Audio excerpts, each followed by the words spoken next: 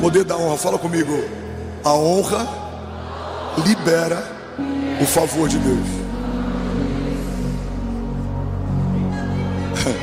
Não dá para falar sobre honra sem falar sobre autossabotagem. Porque a verdade é que, irmão, guarda isso aqui em nome de Jesus. Por muitas vezes damos tanta atenção ao tema batalha espiritual que nós não nos atentamos ao fato de que algumas das batalhas que nós mais estamos perdendo estão ligadas a princípio que nós mesmos estamos quebrando. Porque é mais fácil a gente dizer que é um demônio do que assumir que é um caráter. É mais fácil dizer: o inferno está furioso com a minha vida financeira, do que eu admitir: eu não honro a Deus com meus recursos.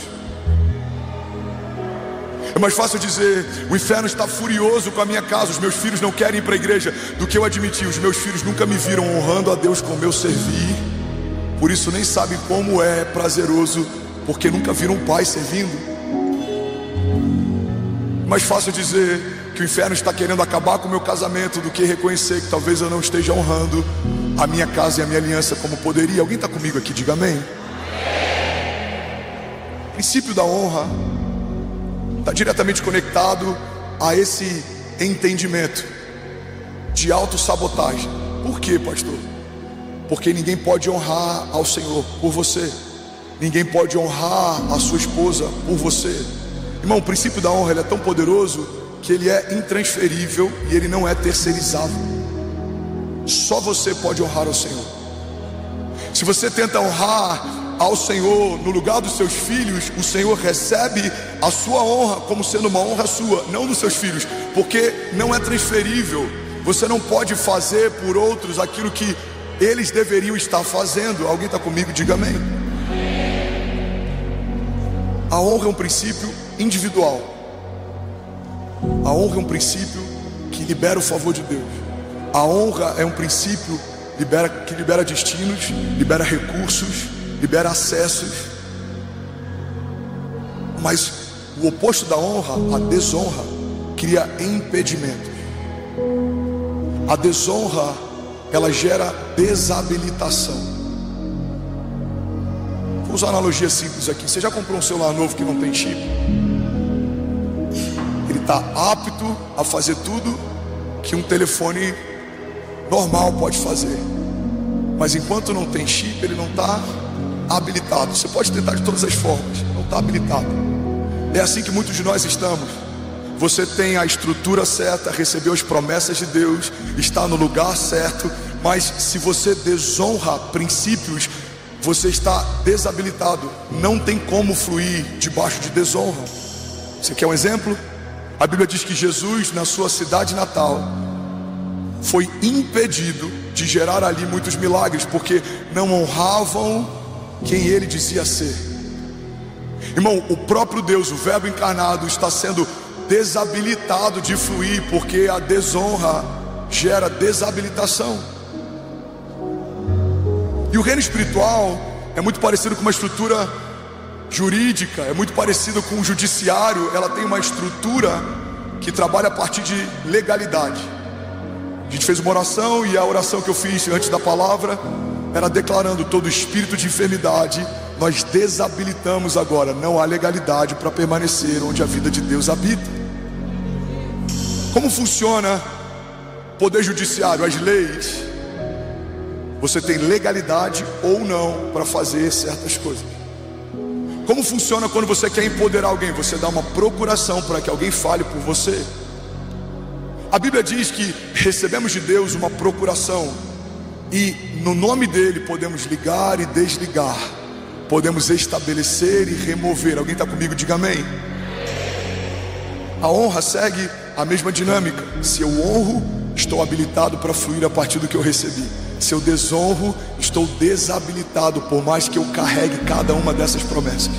E eu quero caminhar com você à luz da Bíblia para a gente ver alguns exemplos que a palavra de Deus traz sobre o poder da honra. Alguém está comigo? Diga amém. Primeira coisa que eu aprendo sobre a honra é que não viver debaixo do princípio da honra rouba de você a plenitude da vida de Deus. Pastor Drummond Lacerda tinha uma frase, um princípio, que a primeira vez que eu li explodiu a minha mente. Eu queria que você guardasse isso com muito carinho no seu coração. A plenitude de Deus está esperando você crescer. Fala para quem está do seu lado, me ajuda a pregar. A plenitude de Deus está esperando você crescer. Vamos, sacode alguém perto de você. Se você tem intimidade, provoca ele, dá aquele sorrisinho para ele entender que essa palavra é para ele. Fala, a plenitude de Deus está esperando você crescer.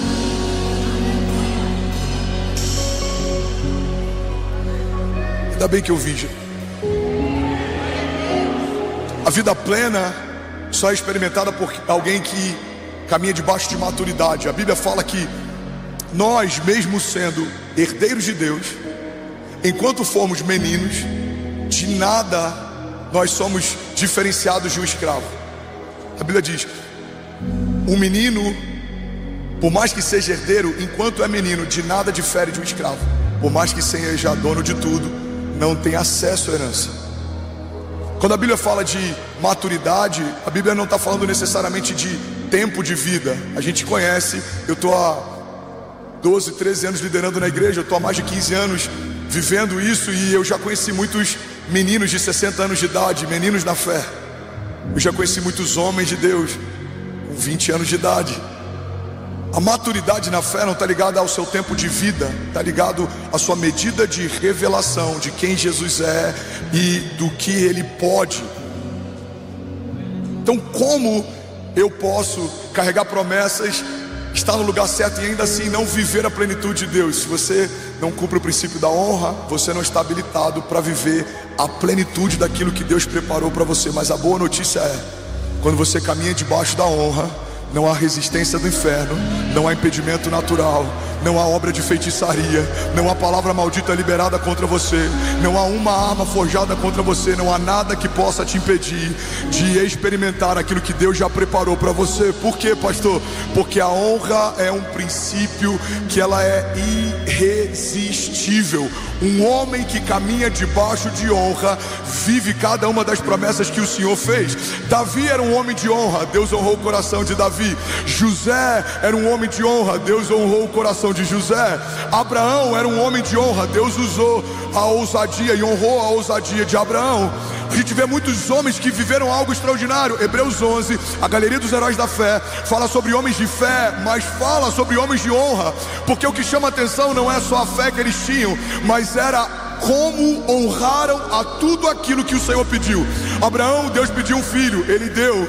Para José, Deus pediu resiliência e paciência, ele teve. Para Davi, Deus pediu para que ele não ferisse alguém que ele ungiu, Davi honrou. Para cada um desses heróis da fé, Deus pediu algo. Para Moisés, creia, um cajado abre o mar, creia, pão vai descer do céu, creia, eu tenho algo para o povo, creia, eu vou libertar vocês de Faraó. Cada um desses homens tinha fé, mas a fé sem honra não gera habilitação sobrenatural. Alguém comigo aqui em nome de Jesus? Aleluia. O verbo honrar significa distinguir, fazer diferença. A honra significa reconhecer algo extraordinário, valioso, precioso. Agora, o significado de desonra é o oposto. O significado de desonra: não demonstrar respeito ou valor, tratar algo como ordinário. Como eu desonro a palavra de Deus? Ouvindo com tédio a palavra que me gerou vida, me tirou do inferno e me mantém de pé. Hoje eu tô com 36 anos, a maturidade vai fazendo a gente ficar um pouco mais comedido. Mas quando eu era mais jovem, pouco tempo atrás em Miami, já teve cultos que me incomodou tanto ver a postura de alguns com a palavra, que eu falava: ô irmão, descruza o braço aí. Ou é a palavra de Deus. Ô amigão, se não quiser receber, conversa lá fora. É a coisa, é o ímpeto certo, mas agindo da maneira errada. Hoje eu olho e eu falo: amém, eu vou fingir que eu não estou vendo. Não, está tudo bem, o problema é dele. Mas me causava muita indignação. Por quê? Porque quando eu trato como ordinário a palavra de vida que me tirou do inferno, me mantém de pé e vai me levar para o céu, se isso é ordinário, o que vai ser tratado como extraordinário? Uma coisa que me indignava muito, essa justificativa, por exemplo, na adoração ou durante a palavra, de que a gente não gosta de celebrar porque a gente é um pouco mais comedido. Mas eu vi essas mesmas pessoas no jogo de futebol desesperados torcendo para o seu time. A gente reúne aqui para assistir Copa do Mundo. Você vai ver alguns que são completamente comedidos, talvez vieram de uma escola. Pastor, eu vim de uma escola presbiteriana. Pastor, eu sou batista tradicional. Pastor, eu sou tímido. Pastor, eu sou... Tá tudo bem, mas no jogo da seleção do seu time você está eufórico. Não. Então não é sobre a sua linguagem ou forma de se expressar. Talvez você está tratando como ordinário algo que é extraordinário. Talvez seja porque você já ouviu 100 vezes a mesma passagem bíblica. Mas a verdade é, eu não lembro quem falou isso, se eu não me engano foi o príncipe dos pregadores. Ele disse: se uma mensagem, se uma pregação não pudesse ser pregada 1000 vezes, não deveria ter sido pregado nenhuma. Aí entra a passagem bíblica. Essa eu já sei para onde ele vai. Oração, feche teus olhos, levante suas mãos. Eu estou cansado demais para levantar as minhas mãos.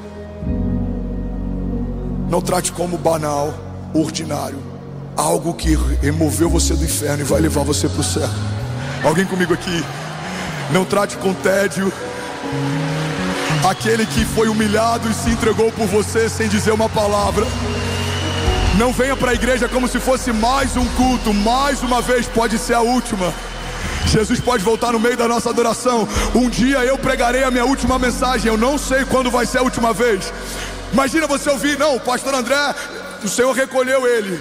A pergunta que a gente vai fazer: qual foi a última pregação? Como é que ele estava na última mensagem? Eu vejo as imagens de Ayrton Senna e a gente fica: será que ele sabia que algo aconteceria? Olha o olhar dele como está distante. Será que ele estava sentindo algo? Ninguém sabia que era a última corrida. Irmão, tem shows de cantores que você amava, você não tinha ideia que aquele seria o último show. Eu lembro que quando a Marília Mendonça sofreu aquele acidente, a minha pergunta era: se o público que estava no último show soubesse que era o último show, como eles teriam cantado?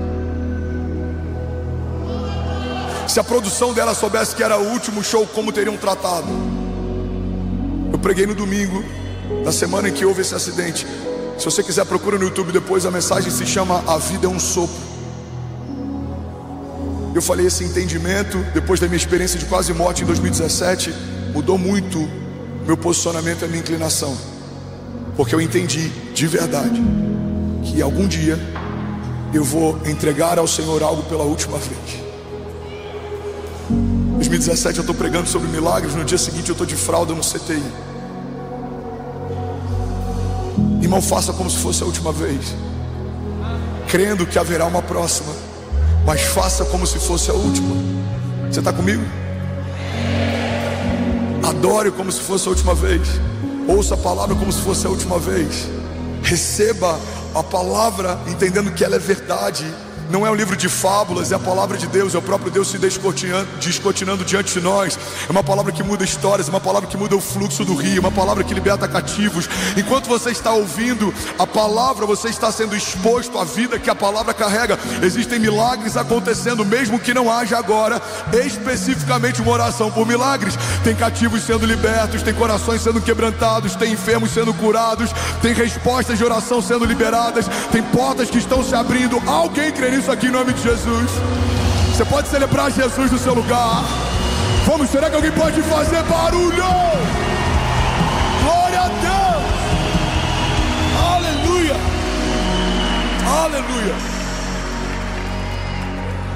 Ainda bem que eu vi Jesus.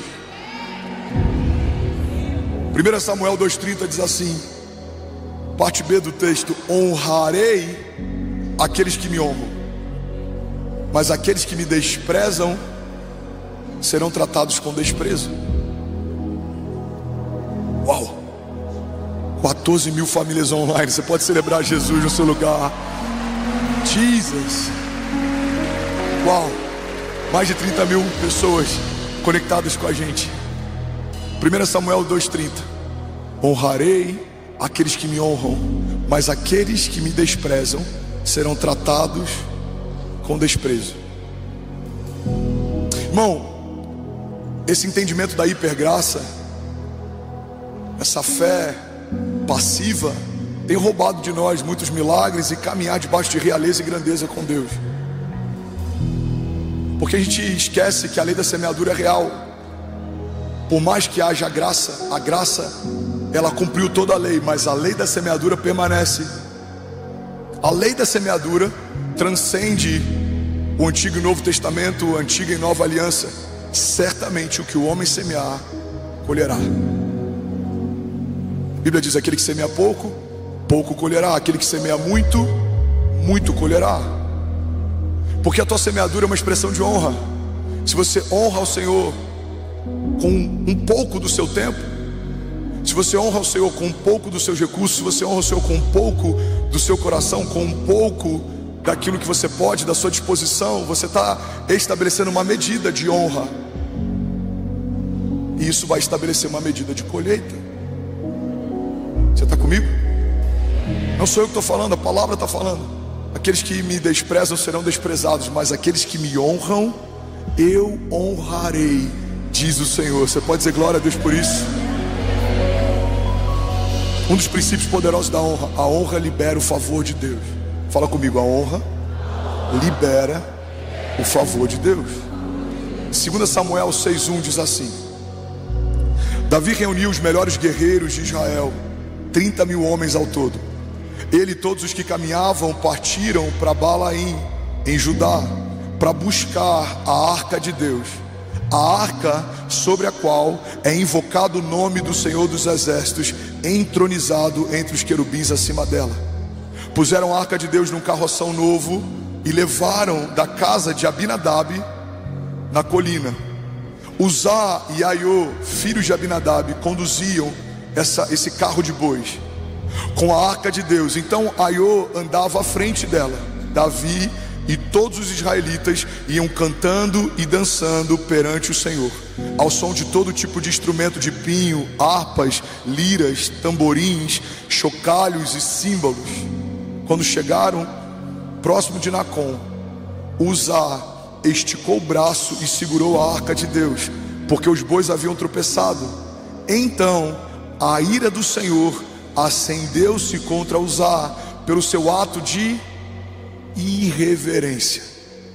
Por isso Deus o feriu, e ele morreu ali mesmo, ao lado da arca de Deus. Davi ficou contrariado, porque o Senhor em sua ira havia fulminado Uzá. Até hoje aquele lugar é chamado Pérez Uzá. Naquele dia Davi teve medo do Senhor e se perguntou: como vou conseguir levar a arca do Senhor? Por isso ele desistiu de levar a arca para a cidade de Davi.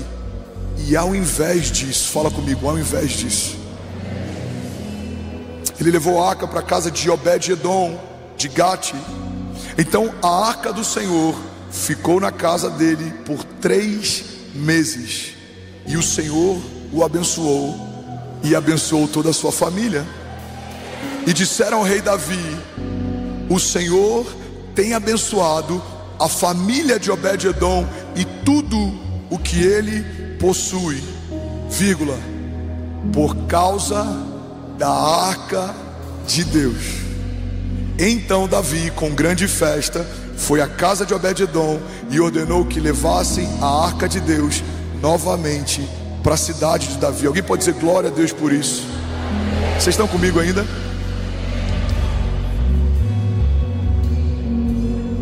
Só abre um parênteses aqui. Estamos falando de uma antiga aliança em que a presença de Deus fulminava o pecador. Hoje estamos debaixo de uma nova aliança em que fomos remidos pelo sangue de Jesus e podemos ter acesso à presença de Deus sem que isso gere morte. Você está comigo? Diga amém. Então o que eu quero falar não é sobre a dinâmica do acesso à presença de Deus, mas sobre o princípio daquele que trata banal algo tão poderoso e daquele que honra algo tão poderoso. A palavra de Deus diz, eu vou resumir muito o que a gente acabou de ler, que Davi, ele tem um incômodo no seu coração, e o incômodo dele é: eu preciso trazer a arca da aliança de volta para a cidade. A arca da aliança naquele tempo é onde a glória de Deus era manifesta. Então ela ficava reservada num lugar, e quando o sumo sacerdote entrava naquele lugar, Então vinha como um facho de luz, a glória de Deus se manifestava naquele lugar. E a Arca da Aliança, ela foi feita com detalhe, segundo a orientação do próprio Deus. Ela carregava a glória de Deus. Então eles vão transportar a Arca da Aliança de um lugar para o outro, mas eles, ao invés de levar debaixo de sacrifício e carregando nos próprios ombros, eles querem terceirizar o trabalho. Colocam em cima de um carro de bois, para que os bois fizessem todo o esforço que os sacerdotes deveriam fazer. E a Bíblia diz que então em algum momento os bois tropeçam, a arca vai cair e um dos homens tenta segurá-la. A primeira coisa que a gente aprende com isso é que todas as vezes que a gente terceiriza a honra, a mesma linguagem que você usou para terceirizar é ela que vai fazer você tropeçar.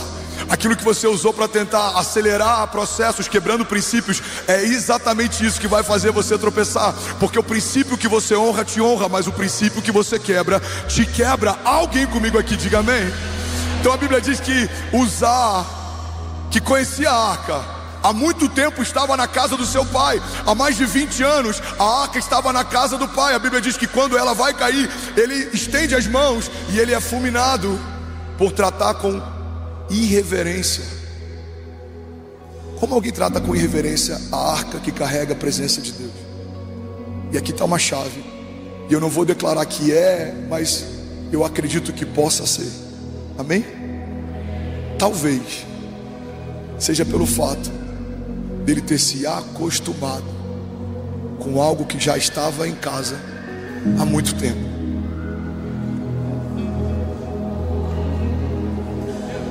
É a mesma coisa que rouba você do princípio da honra, por exemplo, com o seu pastor local. Eu vou pregar em muitos lugares e eu falo, gente, eu estou muito honrado com o carinho que vocês têm por mim, mas quem vai apresentar os seus filhos é o pastor da casa. Quem vai pregar para você todos os domingos é o pastor da casa. Quem está enfrentando desafios é o pastor da casa. Eu nunca honro um convidado mais do que o pastor que alimenta você todas as semanas. O que pode fazer isso na gente? É quando a gente começa a achar que é banal algo só porque estamos acostumados.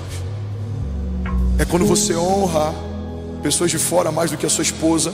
É quando você trata melhor os convidados e serve o melhor da casa só quando eles vêm, mas guarda escondido isso para não quebrar. Quando eles se vão, a melhor louça fica para os convidados, a melhor comida fica para os convidados. Não, o melhor da sua casa é para a sua casa, é para os seus filhos, é para o seu almoço de domingo, é para a sua família. Alguém está comigo? Diga amém. A melhor roupa de cama. Mas eu quero impactar. Não, você pode até fazer para honrar, mas honra também quem está com você todos os dias, quem está com você no dia a dia. Alguém está comigo? Diga amém. Eu amo quando alguns ministros de louvor vêm aqui, mas o nosso consenso entre os pastores sempre é, cara, esse cara é incrível, mas o louvor da nossa igreja. Você está comigo? Você pode honrar o nosso music, o louvor da nossa igreja.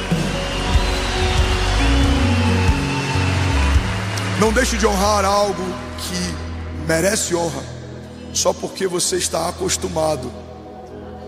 O fato de você ter acesso de forma costumeira a algo poderoso não diminui o valor daquilo.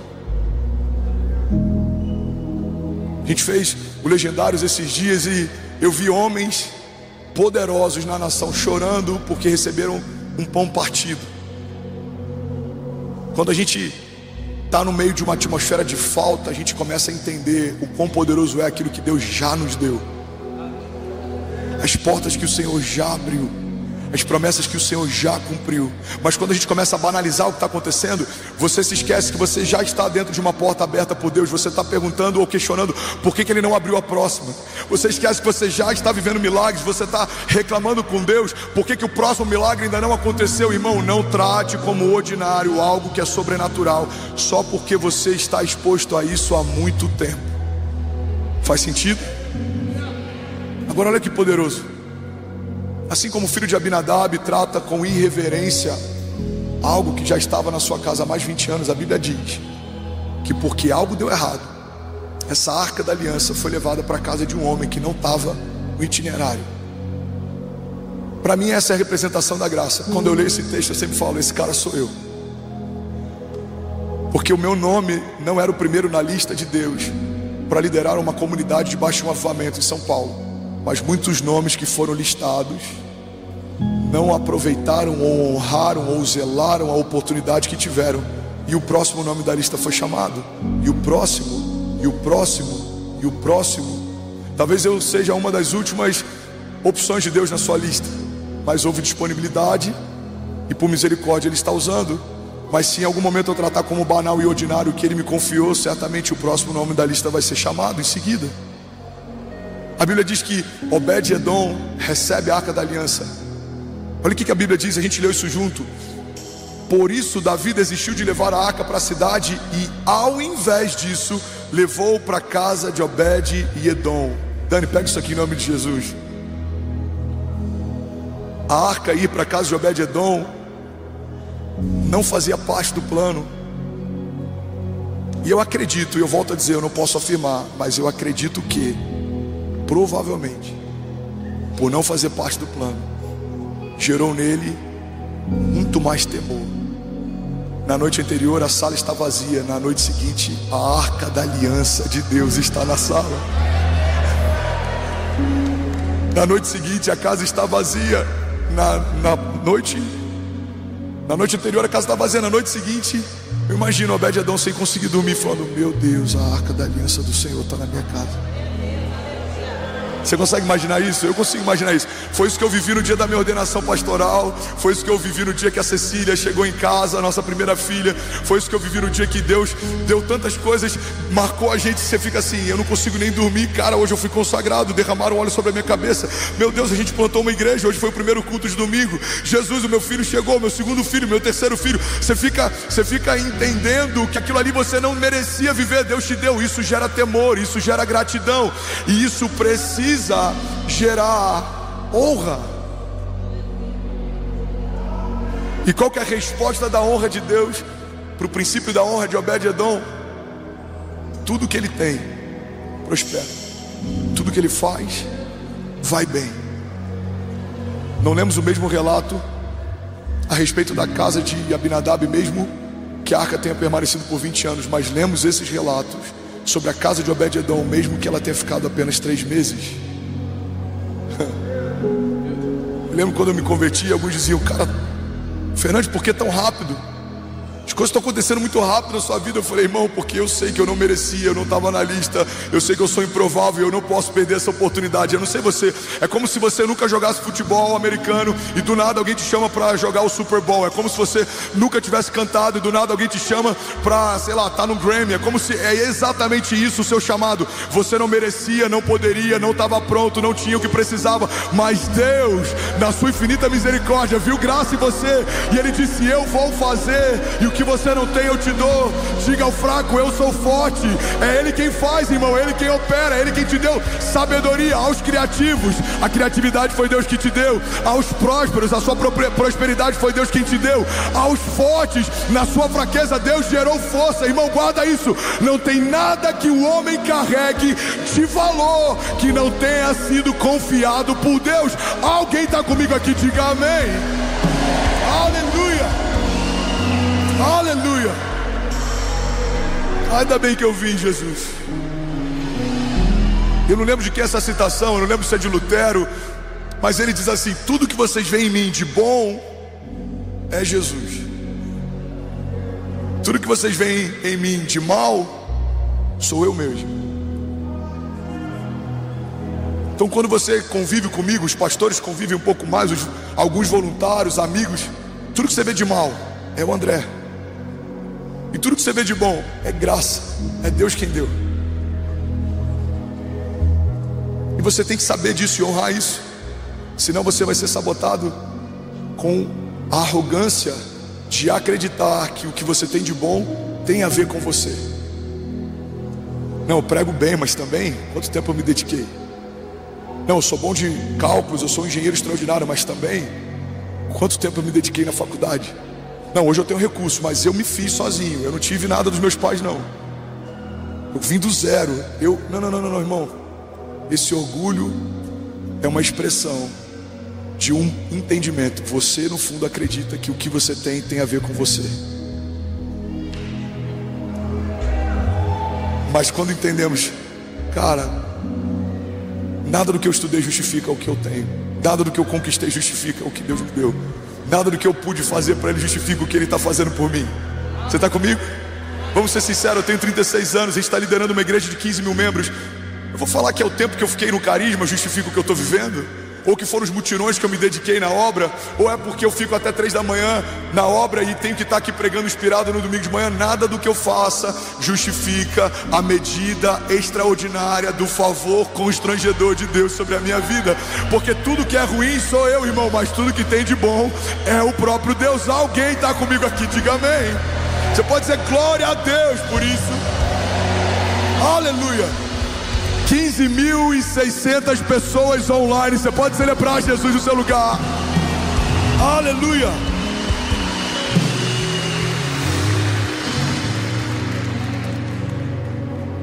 Agora pega isso aqui, irmão. Assim como a honra libera favor, a desonra gera esterilidade. Todo crítico é estéril.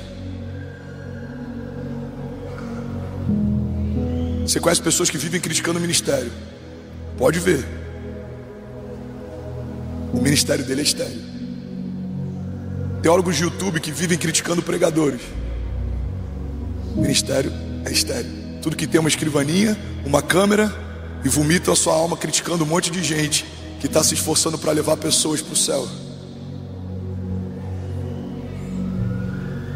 Tem muito empresário que não prospera e quer justificar a falta de prosperidade buscando defeitos na prosperidade do concorrente.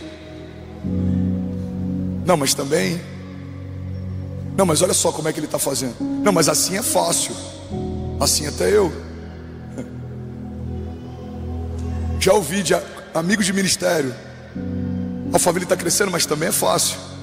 Leva convidado toda hora. Não, está crescendo há muito tempo. Quando os convidados nem queriam vir, nem dava para a gente receber. O crescimento é de Deus. Não tire a honra do que Deus está fazendo, tentando justificar as suas mazelas.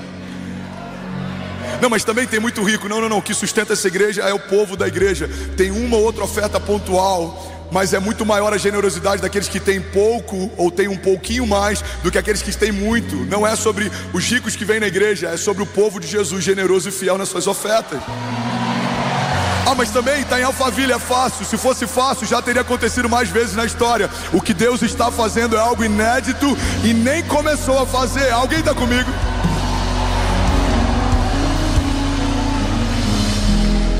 Há 6.000 pessoas batizadas, mas também qualquer um se batiza. Não.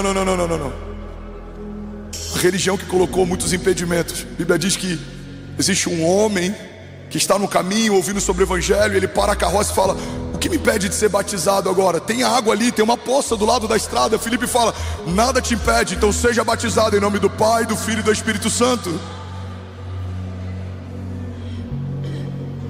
Nós queremos criticar a ação de Deus na vida do outro para justificar a falta da ação de Deus em algumas áreas da nossa vida. E qual que é o resultado disso? Mais esterilidade.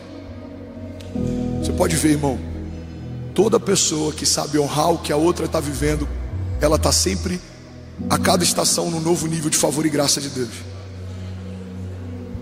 Agora, todo crítico se torna ácido, e a acidez gera esterilidade. Uma terra ácida não frutifica bem. Olha o que a palavra de Deus diz em 2 Samuel 6,14. Davi, vestindo o colete sacerdotal de linho, foi dançando com todas as suas forças perante o Senhor. Deixa eu te levar para um lugar na história. Você está comigo? Diga amém. Lembra que a gente acabou de ler sobre o momento em que Davi tenta trazer a arca pela primeira vez? O que acontece? A irreverência de Uzá faz com que ele seja fulminado. Isso gera temor em Davi, faz com que ele mude os planos. A arca vai para a casa de Obed-edom.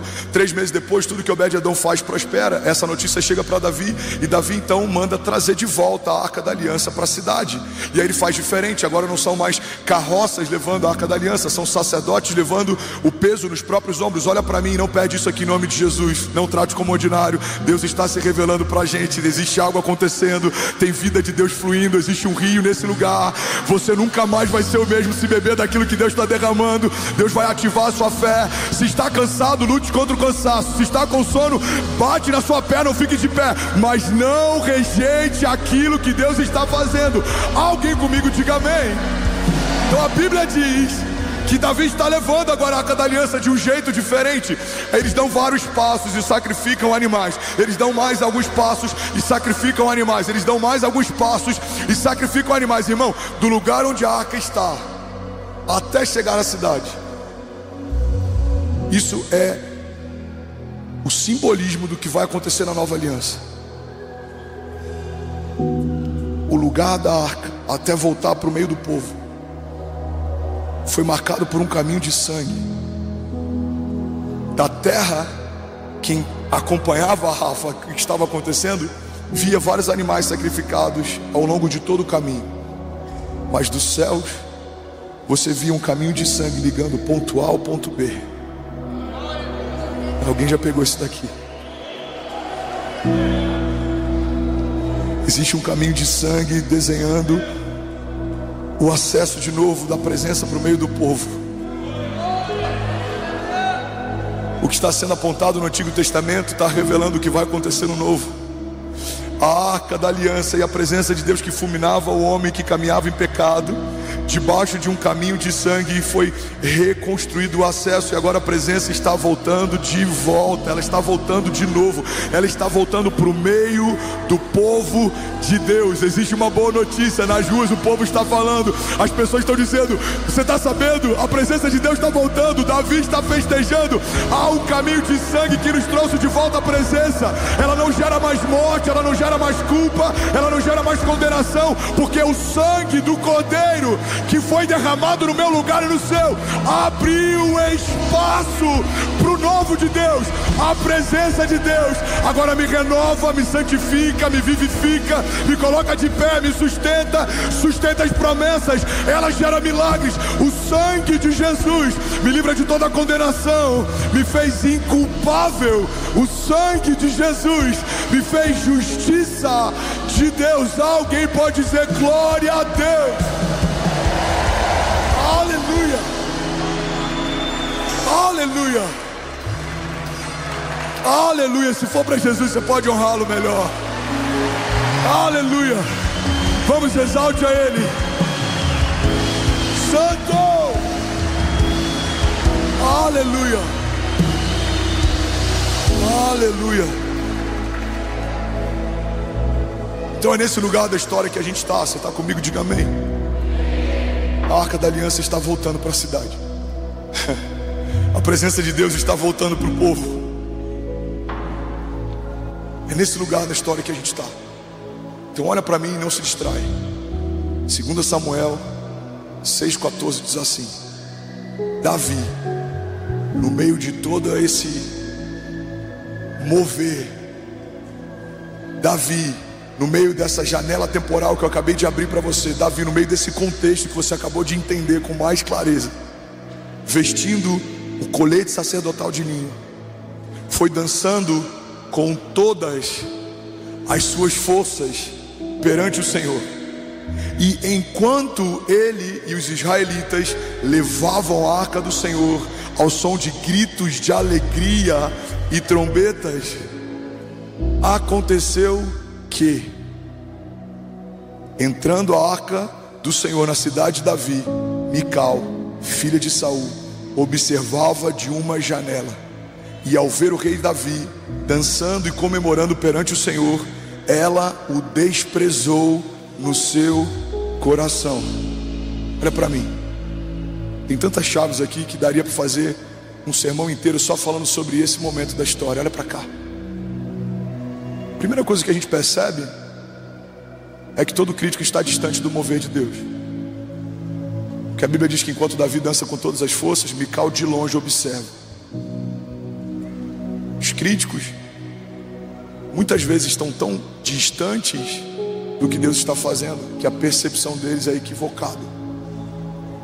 Quando eu ouço pessoas criticando, por exemplo, o que a gente está vivendo, ou algumas outras igrejas, eu vejo muita gente falando: você está falando do que nunca viveu, você está falando algo que não conhece. Porque a distância, ela gera uma perspectiva e uma percepção equivocada, mas a proximidade gera revelação. Tanto quando algo é bom e parece ser ruim, como o contrário, quando algo é ruim, mas de longe parece ser bom. Tem ministros da nação que eu conheci e preferia não ter conhecido, Tem líderes de igreja que eu conheci e preferia não ter conhecido. Preferia ter mantido a admiração de alguém que não conhece, só vê de longe, do que ter tido a decepção de conhecer o coração deles de perto. Eu lembro de uma vez que eu fui pregar no sul do Brasil, e eu cheguei na sala dos convidados e o pastor da casa foi me apresentando. Esse aqui é o André Fernandes. Eu falei: ei, gente, tudo bem? Prazer, tudo bom? Prazer. E aí, tudo bem? E aí tinha um pregador que Deus já usou muito na nação, e ele estava sentado, e eu lembro como se fosse hoje. Ele estava no iPad, ele só levantou os olhos e ele ignorou a minha presença na sala, e tá tudo bem, a gente vai começar o culto. Pastores, vamos lá, vai começar o culto. Ouve isso aqui, Cleitinho. A gente vai para o auditório, as pessoas começam a me cumprimentar e pedir foto e tratar com carinho, dar testemunho. E eu vejo ele encucado com aquilo, dizendo: que é esse cara? E aí o pastor fala: olha, tá aqui fulano de tal. E todo mundo: ê. E tá aqui também hoje quem vai pregar, o pastor André Fernandes. E a igreja: uau. Aí esse cara veio, e o que ele falou ficou pior do que aquilo que ele fez. Ele disse: cara, me perdoa, eu achei que você era só um voluntário. Não sabia que você era o pregador da noite. Deixa eu me apresentar, prazer.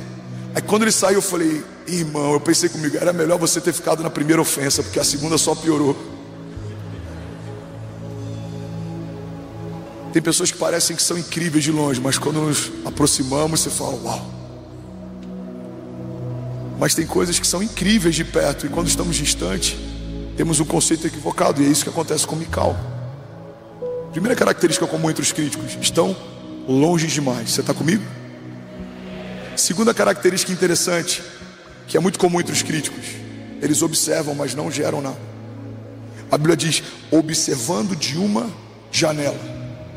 Irmão, olha para mim, guarda isso aqui em nome de Jesus. Deus não te chamou para ser um observador de avivamento, porque a igreja não é um observatório, a igreja é um farol. A igreja ilumina onde há escuridão, a igreja aponta destino, a igreja ilumina caminhos, a igreja traz luz e dissipa as trevas. A igreja é a vida de Deus no meio de cenários de morte. Alguém comigo? A igreja é a resposta de Deus no meio de uma geração confusa. A igreja é a resposta da oração de uma geração passada, e é a resposta da oração de uma geração que ainda nem foi gerada e nem sabe orar. A igreja de Jesus é uma agência nos céus, na terra. Não é um observatório. Deus não te chamou para observar, porque todo observador é tentado a se tornar um crítico. Quem está longe a ponto de não discernir, quem só observa e não quer construir, sempre tem uma opinião sobre quem está construindo. O problema, irmão, é que os críticos criticam demais porque estão fazendo de menos. Deus não te chamou para criticar a obra do lado, a casa do lado, o irmão do lado, a empresa do lado, o chamado do lado, a criação dos filhos da família do lado. Não, Deus chamou para você criar os seus filhos, cuidar da sua casa, gerenciar o seu negócio, ativar o seu chamado, caminhar debaixo da sua promessa. Quem está construindo não tem tempo para comparação, para abatimento. Você não vai ficar olhando para a jornada do outro, você está focado na sua, para que naquele grande dia você possa dizer, como Paulo disse: eu combati o bom combate, eu concluí a carreira e eu guardei a fé. Alguém comigo aqui em nome de Jesus, diga amém. Aleluia, aleluia. Time do Cure, vocês estão recebendo? Amém, Dani? Amém?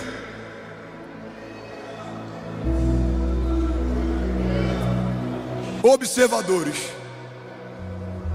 se tornam comentaristas de avivamento. É legal quando você vê um jogador que foi profissional e ganhou muitos títulos se tornando um comentarista, mas deve ser muito difícil para um jogador profissional ouvir a crítica de um comentarista que nunca jogou bola. Eu acho que ele deveria fazer isso. Eu imagino um jogador chegando em casa, cansado, todo machucado, falando: esse cara nunca jogou um futebol na várzea.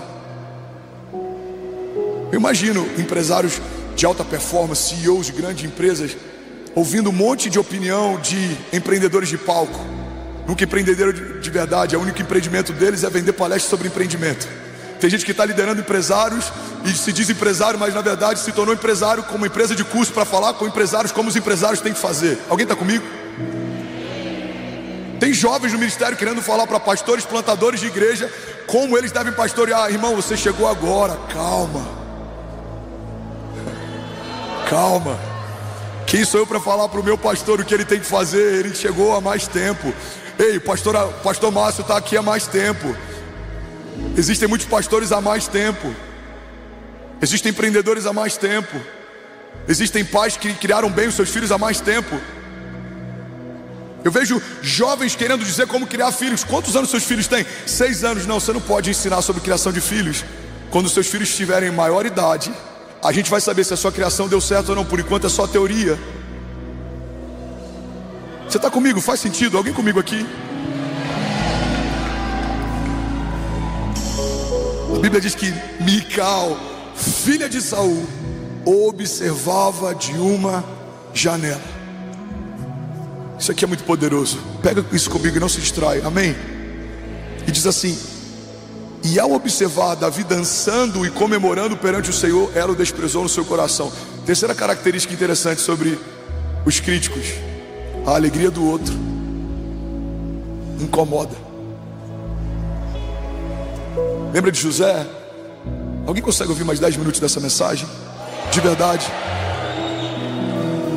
A Bíblia diz que quando José compartilha o sonho que teve, os seus irmãos passam a odiá-lo, Torim, ainda mais. Ou seja, os irmãos já tinham incômodo com José por conta da predileção do seu pai. Mas quando José se torna um sonhador, o incômodo se torna maior. O problema dos críticos é que eles se incomodam quando vem você sonhando. Tem crítico que não quer nem florescer, mas ele não quer que você floresça. Às vezes não está nem preocupado em crescer, mas ele não quer que você cresça. E você vai entender onde se conecta com honra e com desonra. Isso vai mudar a história de alguém aqui. Ministérios serão ativados a partir de hoje, a partir desse entendimento, desse princípio. E Deus vai fazer a gente sondar o nosso coração. E se existe algum caminho mal no nosso coração, e se existe algum princípio que sem perceber você estava quebrando, hoje você vai se arrepender e você vai florescer. Deus vai mudar a chave, a estação. Deus vai levantar homens que eram críticos se tornarão abençoadores. Homens que eram comentaristas se tornarão construtores. Homens que eram céticos se tornarão frutíferos. Homens que eram estéreis se tornarão agora, eles vão transbordar. O seu ministério vai florescer, a tua casa vai prosperar. Quando a arca de Deus, quando a presença de Deus está na sua casa e você entende que não merecia, tudo que você faz prospera. Levante suas mãos em nome de Jesus. Eu declaro sobre você, sobre os seus olhos, um bom colírio. A palavra de Deus diz: compra de mim colírio para os seus olhos. Toda escama vai ser removida, toda murmuração vai ser retirada. Deus está transicionando em cada um de nós essa estação. Toda crítica, tudo que estava seco, Deus trazendo rios de vida.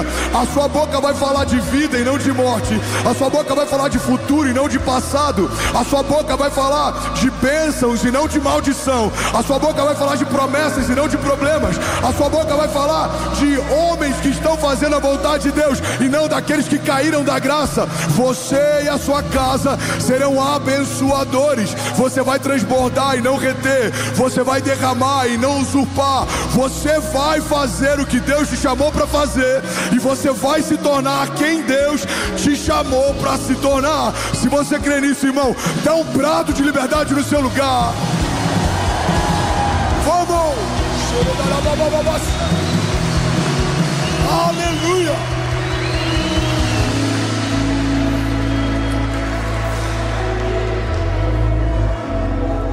Ainda bem que eu vim, Jesus.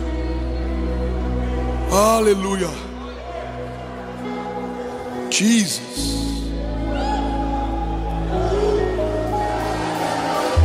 Aleluia, aleluia, aleluia. Nós amamos a tua palavra, Jesus.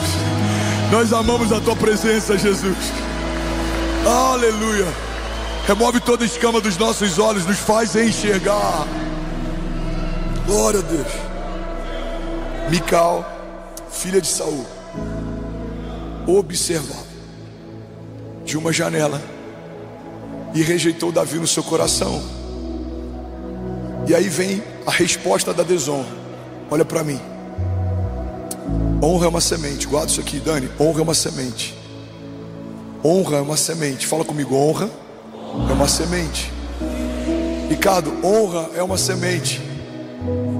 Ivan, Irã, Cleiton, Samuel, Thaís, Ale, Nilson. Honra é uma semente, fala. Agora, assim como a honra é uma semente, a desonra é uma semente também. Imagina que elas estão nas suas mãos. Você escolhe o que vai lançar no solo. Você tem, cara, isso aqui é muito forte. Você tem ingerência enquanto a semente está na mão, mas depois que você enterrou, não dá para recabar a colheita. Foi você que escolheu semear. Que o homem semear, certamente colherá. Vou falar algo aqui que eu vou até me expor, mas é para edificar, e se o meu pastor achar ruim, depois ele me exorta e eu peço perdão. Eu ouvi alguém comentar esses dias: o pastor André estava falando numa mesa que você e Alphaville são a igreja que mais honra o ministério dele. Aí eu falei: ele falou isso? Falou. Oh, glória a Deus. Aí Deus falou comigo: e é por isso que o seu ministério é um dos que mais está crescendo debaixo da cobertura do seu pastor. Porque você escolheu semear a honra, você vai colher os frutos disso, meu filho. Sabe o que acontece quando algo extraordinário acontece na nossa igreja? Yasmin, ela sabe. Yasmin, vamos mandar uma oferta especial para o nosso pastor. Eu tenho prazer em derramar sobre ele, porque eu sei que muito do que a gente está vivendo é por uma palavra, por uma promessa, por obediência, porque a gente se posicionou, mas também é porque estamos debaixo de uma cobertura, porque também existe sobre a vida dele uma palavra, porque existe sobre a nossa igreja uma promessa, porque existe sobre essa denominação uma bênção. Então, quando eu entendo que existe algo que está sendo derramado sobre mim e que não é só sobre mim, eu preciso reconhecer. E como que honra se reconhece? Não é só com o que eu falo, é com o que eu faço. A honra falada, ela é teórica, não é completa. O próprio Deus diz: vocês me honram com os lábios, mas não com o coração. A honra não é o que você fala, a honra é o que você faz. Você está comigo? Diga amém. Você está fazendo ainda? Então a semente de Mical qual é? Ela escolheu desonrar. Agora vamos ver qual é a colheita. 2 Samuel 6:23 diz assim: e até o dia da sua morte, Mical, filha de Saul, jamais teve filhos. No dia em que Mical rejeita a alegria de Davi no seu coração, Deus rejeita a possibilidade de vida no seu ventre. E eu vou além, isso aqui é muito forte. A desonra de Mical, ela se conecta com a desonra do seu pai Saul. E algo acontece poderoso. Irmão, pega isso aqui. Quando Saul, ele peca, o trono é removido. Mas quando a filha de Saul desonra, a linhagem de Saul é removida. Não há mais um herdeiro que carrega o sangue do último rei. Isso é muito forte. Saul, se você não tivesse feito isso, o seu reinado duraria para sempre. Mas porque você fez, Deus já está levantando agora um homem segundo o seu coração. O erro de Saul tira o trono, mas o erro da filha de Saul tira da linhagem do trono a sua família. Lembra de Esther? Existe uma crise. Deus levanta uma mulher para que se torne a mulher do rei, para que ela fale em favor do seu povo. E a palavra de Deus para Esther é: Esther, se você se levantar, socorro e livramento virão da sua família. Mas se você não fizer, Deus vai levantar uma outra família para trazer socorro e livramento, e vocês não participarão disso. Quando eu honro os planos de Deus, Deus honra a minha casa, a minha linhagem, os meus filhos e os filhos dos meus filhos. Guarda isso aqui em nome de Jesus. A honra gera uma colheita que não é só para você. E eu vou encerrar aqui com esse princípio que vai mudar a história de alguém. E é algo que Deus acabou de falar comigo e está abençoando a minha vida. Eu quero derramar sobre você. Você está comigo? Deus está dizendo para mim agora, enquanto eu prego: fala para eles que quando uma árvore é plantada, não é só a geração que plantou que colhe dos seus frutos. Gerações depois da geração que plantou continuarão colhendo os frutos, mesmo não tendo semeado. As sementes de honra que você vai liberar diante de Deus vão gerar árvores frutíferas. Mas você vai se alimentar desses frutos, e os seus filhos também, e os filhos dos seus filhos, e até a milésima geração. Porque assim como a desonra gera maldições hereditárias, a honra estabelece bênçãos geracionais. Levante suas mãos, feche seus olhos e recebe isso em nome de Jesus. Se você caminhar debaixo de honra, se você honrar ao Senhor e aquilo que Ele te pediu, se você honrar ao Senhor e o chamado que Ele te fez, se você honrar ao Senhor e caminhar debaixo dos seus desígnios, e caminhar debaixo da sua suas promessas, se você honrar ao Senhor e as promessas que Ele te fez, mais do que as opiniões que os homens têm sobre você, se você honrar o Senhor com o seu tempo, tiver alegria em servir pessoas, tiver alegria de participar do que Deus está fazendo, se você honrar ao Senhor com seus dízimos, a palavra de Deus em Malaquias diz: certamente eu abrirei as comportas dos céus e derramarei sobre os fiéis bênçãos sem medidas, de tal maneira que os seus celeiros não comportarão. Se você honrar ao Senhor cuidando bem dos seus filhos e ensinando para eles a palavra de Deus diz que quando crescerem não se desviarão do caminho. Se você honrar ao Senhor dando ao pobre, a Bíblia diz que aqueles que dão ao pobre e emprestam a Deus, Deus vai multiplicar os seus recursos. Se você honrar ao Senhor com todo o seu fôlego, dando a Ele tudo que Ele merece, a sua adoração, a sua inclinação, o seu serviço, Deus vai aumentar os seus dias na terra. A palavra de Deus diz: honra o teu pai e a tua mãe, para que sejam acrescentados dias de vida na terra. A palavra de Deus diz: honra a tua casa, porque aquele que não honra a própria família, ele é infiel e ele é pior do que o ímpio. Honre o Senhor no chamado que Ele te deu. Deus te chamou para fazer algo, não terceirize, não adie. Não espere acabar a faculdade para se envolver com o chamado. Não espere a casa própria para se envolver com o chamado. Não espere algo que Deus te pediu hoje para então se envolver com o chamado. Não, priorize o Senhor e Ele vai realizar os desejos do seu coração. Alguém recebe isso em nome de Jesus? E aí, tudo bom? Você acabou de assistir uma mensagem aqui do nosso canal. Eu tenho certeza que ela te edificou e que ela vai gerar algo novo em você. E a gente separou mais 2 vídeos. Eu quero deixar essas indicações aqui para você continuar queimando com Jesus. E eu quero muito te fazer um pedido também. Se essa mensagem te edificou, comenta aqui embaixo, segue o canal, me ajuda a compartilhar para que mais pessoas sejam tocadas também. Deus te abençoe.